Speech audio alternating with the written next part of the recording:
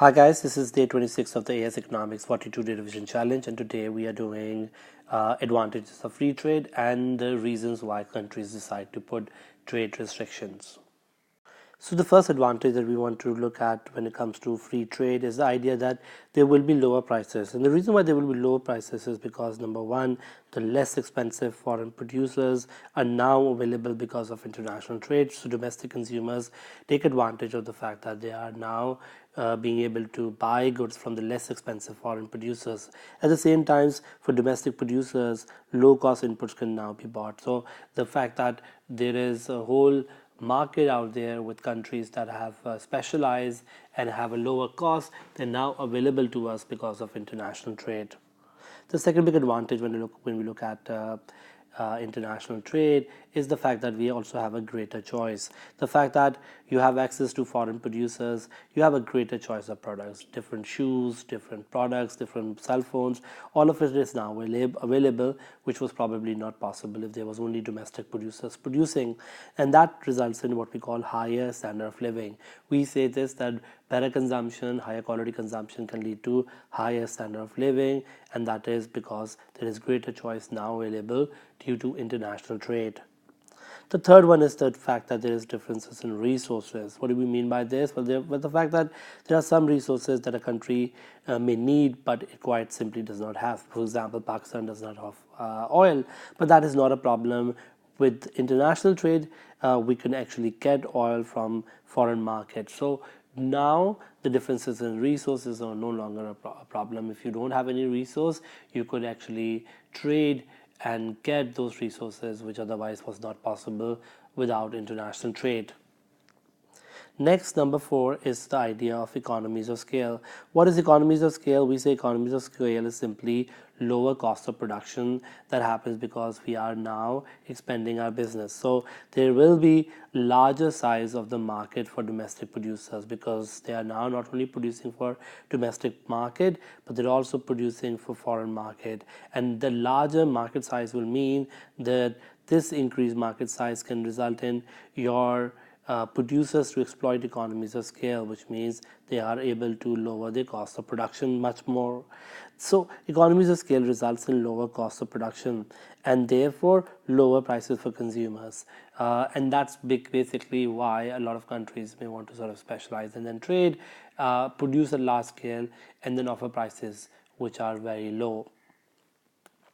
Our fifth advantage is basically increased competition. The fact that with international trade, there's a possibility of more competition happening. Now, why can more competition lead to an advantage? We say this, that higher competition will lead to more efficiency as domestic firms compete with foreign firms. So your domestic monopoly is no longer a monopoly because now it's competing with foreign firms as well. And that means the quality and variety of goods available to consumers may improve with increased competition. Consumers will also be offered lower prices. So competition is always regarded as something which is desirable because it let the firms compete and therefore become better. Last one is more efficient allocation of resources, and we saw in comparative advantage that countries were specializing and then producing much more of a good, and that higher output led to basically countries to be at a point which was previously unattainable, and therefore by producing those goods where a country has a comparative advantage, resources will be allocated efficiently.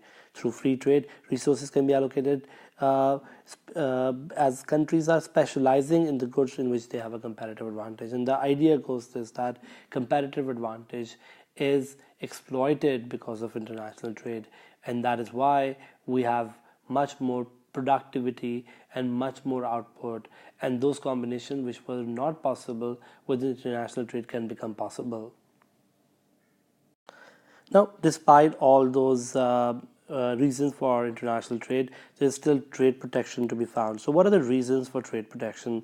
Well, the first reason for trade protection is what we call infant industry argument. This argument says is that infant industry are those which have a potential comparative advantage. They are these young industries, new industries that haven't really exploited economies of scale, and because of this, they are too young to compete with the established players. So what we do, we protect them initially and then release that kind of protection as they become better. So protection from foreign competition will allow these firms to expand, the workers to become more experienced, and as a result, the industry to become more efficient. And this in turn means that once the competitive advantage is achieved, we can remove that protection and enable them to compete internationally. So the idea goes this, that if you have a industry that has a potential competitive advantage, you can protect it through in the early stages for them to become established player in the market. Now, there are two problems with this argument. The first problem with this argument is this, that government needs to identify industries that are winners which will grow successfully. If wrong industries are protected, inefficiency will arise or will happen. But the idea goes this, that if, let's say, Pakistan decides to protect an industry which is not truly which is not truly a winner or has a potential competitive advantage, then we're just wasting resources.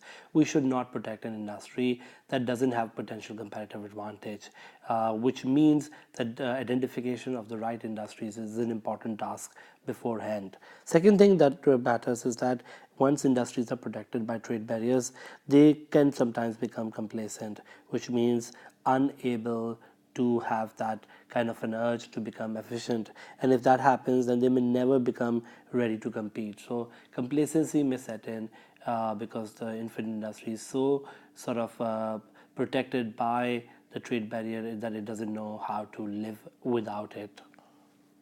The next argument that we have is what we call sunset or declining industry. So the sunset industry argument is kind of like when infant industries are the rising industries, sunset industries are the falling industries, and these declining industries or falling industries have to be protected in order to make sure that there is a loss of unemployment. So we say this, that if protection is not provided, the human cost of industrial closure, the unemployment, can be very, very high in terms of loss of income, skills, and motivation. So what we do is this, that we don't let them shut down, we protect them so that there is no unemployment that happens.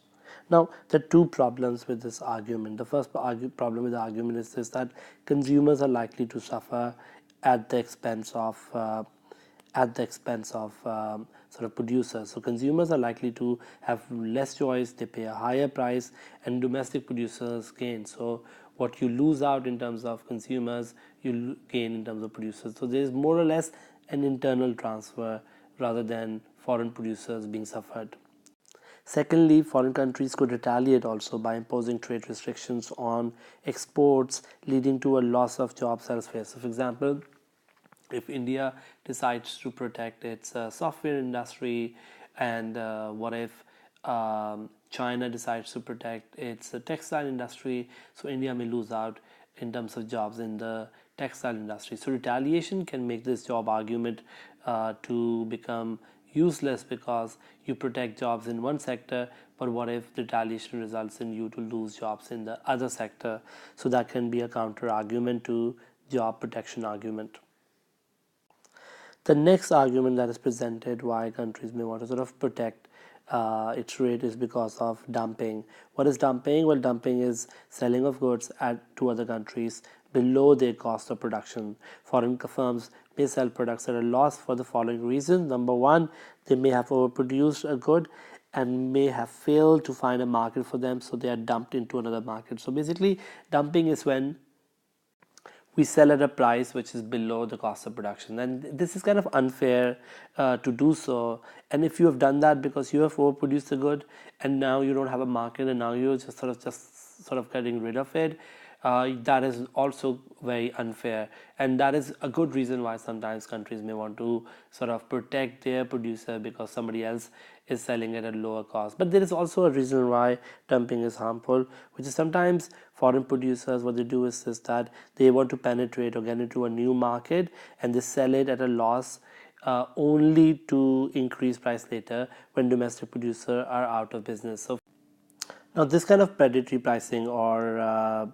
prices that are sort of destroying competition are not good. And if a country is doing this, again, dumping is completely justified, because that is where you are trying to protect your domestic producers, because you know that somebody has artificially and unfairly lowered the price.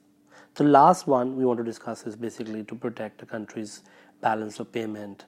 So what happens is this, that government may impose trade protection to improve the current account deficit by reducing import expenditure. When we put a tariff or a quota, we're trying to reduce import expenditure, and that may cause our X minus M, our net exports, to go up. But there are two problems with this argument. The first problem with this argument is the idea that trade protection will only work in the short run, but it may not work in the long run, because when you're putting a trade protection, you're not really rectifying what we call the actual cause of the deficit. For example, the reason why you might have a trade deficit is because of lack of demand or loss of comparative advantage, and one way to get those would not be through trade protection, but through to work on supply side policies, try to reduce your cost and so on and so forth. So loss of comparative advantage could be a reason why this deficit is happening to start off with, and we need to work on them rather than artificially try to sort of put trade protection. The second thing is that other countries can also retaliate with trade protection, which means that although you're trying to make your imports to go down, but what if other countries put a trade barrier on you, and that results in your exports to also fall, which means net exports may not rise. So these are the arguments that we have why countries are protecting trade. So when you are writing an answer and they talk about trade protection, you can talk about the reason why trade protection happened and the reason why some of the arguments have a weakness in them.